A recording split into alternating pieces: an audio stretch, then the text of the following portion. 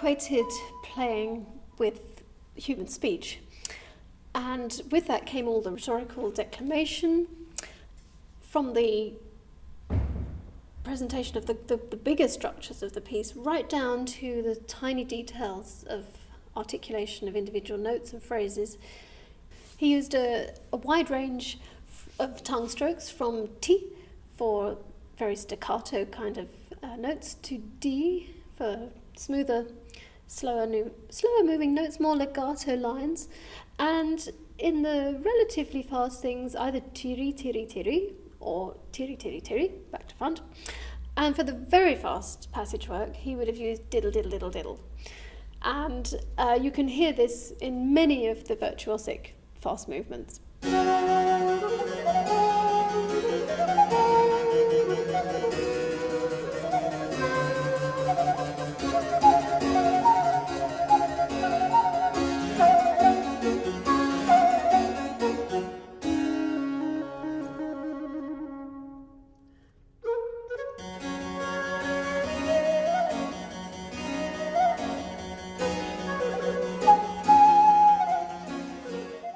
The tempi must have been pretty fast, because although he didn't have a metronome, Quantz measured his speed by taking his pulse rate at 80 beats per minute, and he could fit 8 fast notes into that beat, so that works out as a crotchet or a quarter note equals 160, which is a pretty fast speed. Very impressive. He would have tried to aim for that kind of speed in movements marked Allegro di molto or Presto, Prestissimo, and there are many of these in these late sonatas and concertos.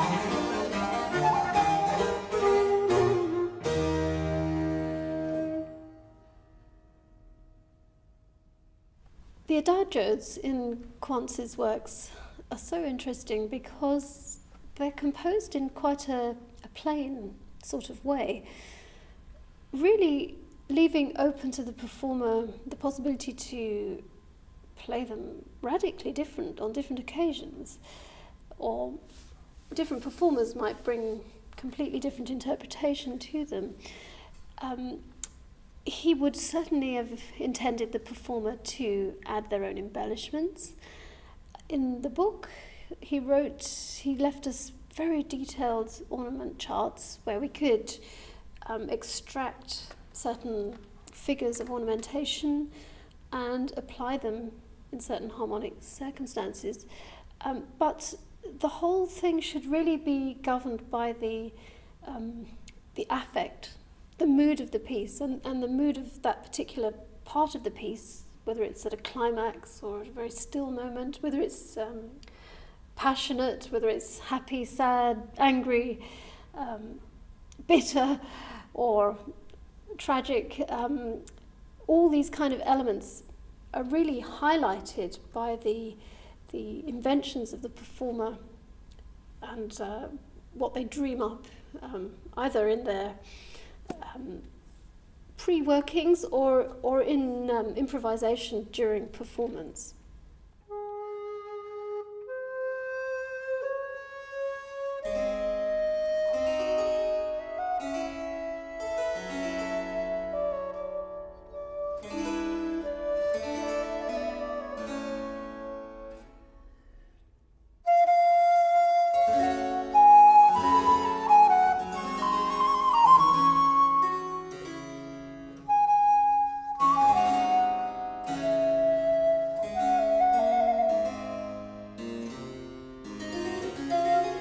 The features of Quantz's style of ornamentation are similar to those found in the Telemann methodical sonatas, and from this you see that this German style can only really be reached by understanding what's going on in the harmony.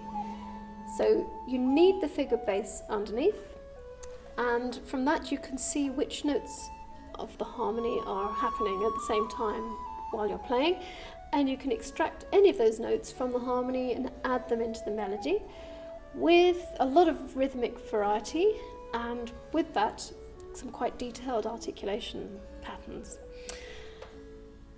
You can see immediately how vital it is to have the bass line there and to be able to understand the figure bass, and this is where the editions of so much Baroque music are hopelessly inadequate. If we only have the flute line, it's as if we are actors in a play and we're only given our own lines to learn, because even if you only had one word to say in your play, if you need to know how you're responding to what's gone on before to that.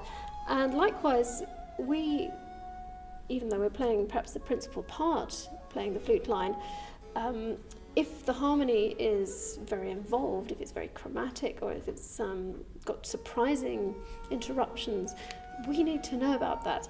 If it's very plain, we can perhaps then start to decorate it with more interesting passing notes, that kind of thing.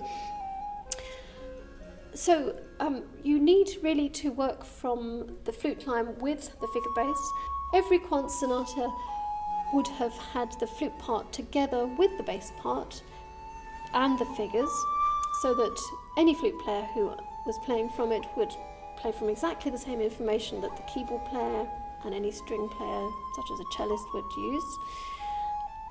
They would therefore know which notes of the harmony they could add, and if they supplement other notes, whether they are outside the harmony and therefore dissonant, cherished, appoggiaturas, that kind of thing.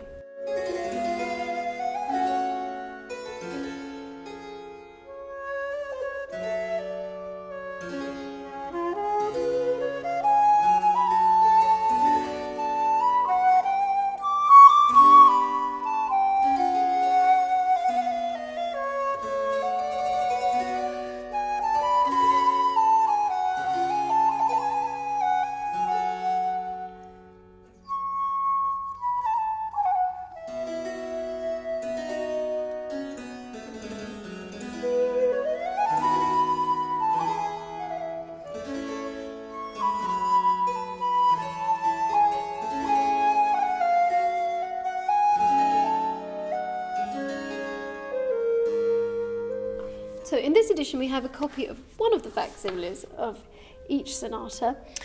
We have a flute and cello part combined with the figures, so that cello players and flute players can see what each other are doing, and they can have a really deep understanding of the harmony. These parts are replete with fold-out pages, so that there are no page turns during the movements. And also the edition provides a simple realisation of the figure bass line prepared by Terence Charleston.